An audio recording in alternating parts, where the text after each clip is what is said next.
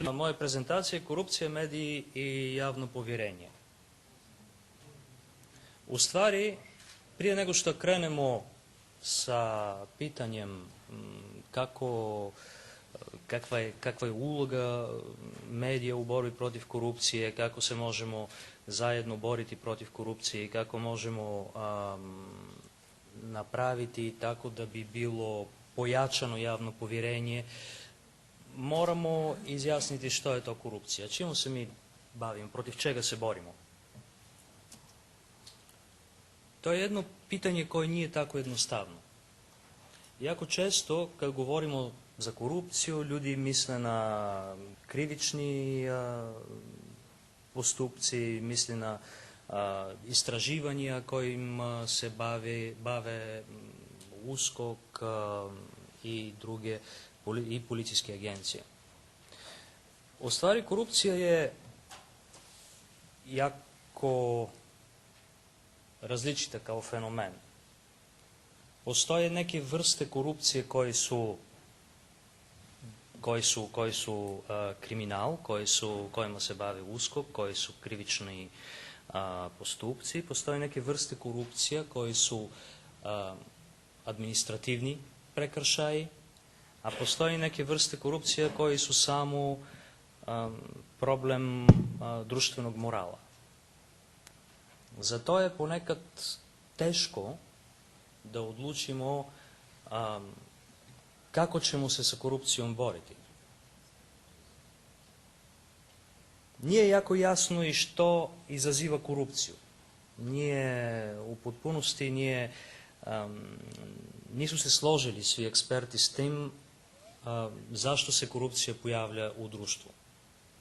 Neki misle da je to zbog kulture društva, zbog povijesti društva i države, a neki, i ja se s njima slažem, misle da je to pitanje kapaciteta institucija.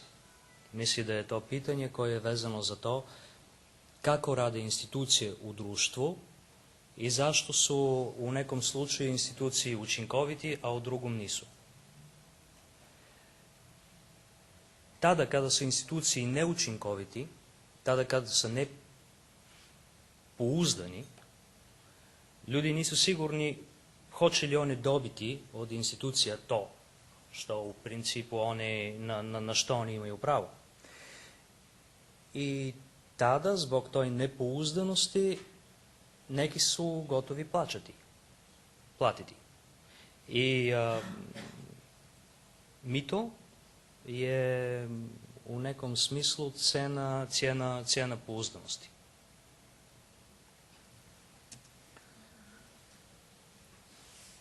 Postoje jako različite vrste koruptivnog ponašanja i mi se s tom susremo svakodnevno.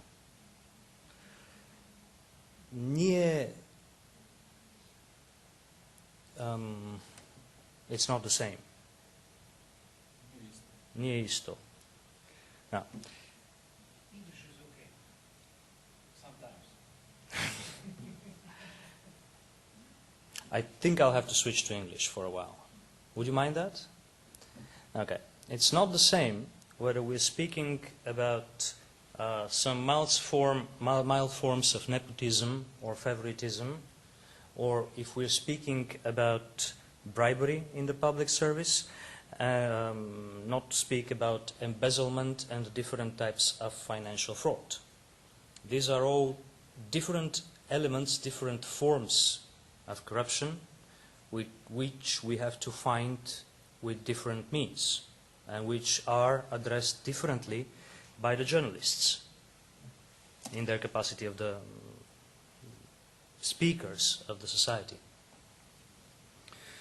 The classic definition of corruption, as we know it from the social sciences, is that it is a behavior in which the public servant does not follow his or her duties because of special monetary or non-monetary reason, because he or she has something to gain. It could be also regarded as breaking the rules because of an external influence. Currently, there are two different definitions that are being in use, by the international organizations all over the world. The first one is the Transparency International definition, which defines corruption as a misuse of entrusted power for private gain. The World Bank definition looks at corruption as a misuse of public power for private gain. The difference between these two definitions is basically in the concept of trust.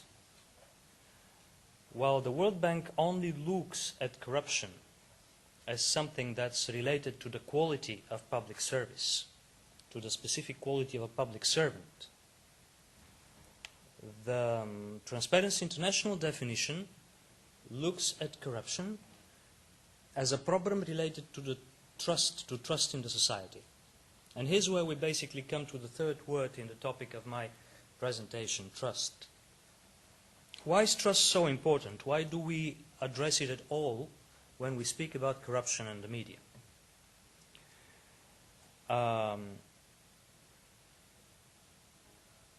Many people think that bribery is a kind of a grease that helps the economic mechanism move forward.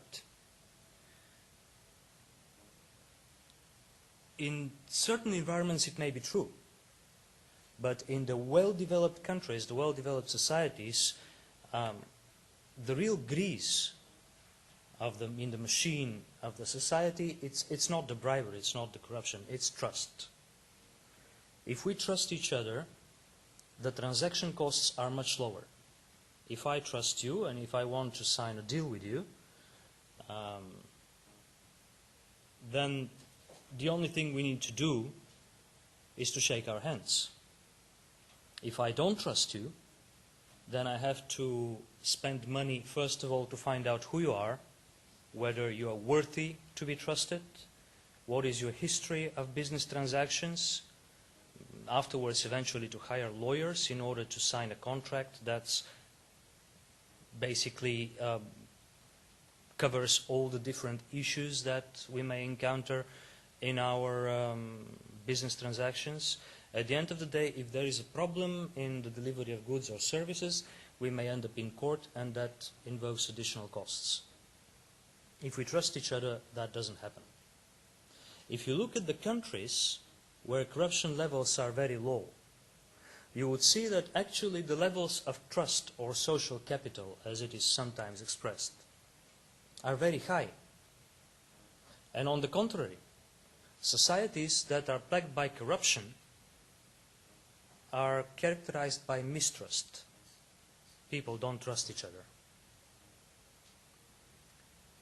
It's an extremely serious problem because there we may be looking at one of the reasons, one of the causes of corruption, along with one of the effects of corruption. Is corruption destroying public trust, or is it that the lack of trust in the society causes corruption? What can the media do to address this problem? At the end of the 19th century, there was a very clear prescription for addressing this problem. The German Chancellor Bismarck used to say that there are two things people should never see how it's made. One is laws and the other one is sausages. They'll basically hide everything, and suddenly the power becomes shrouded in mystery. And as mysterious it is, easier it is to be well trusted, because it's very high above you. It's something almost divine. That's not the case in our societies. Even if we want to do that, we cannot, because of the internet, because of the numerous media that are looking at the power and that are making the transparency a factor of our lives, whether you like it or not, as a government.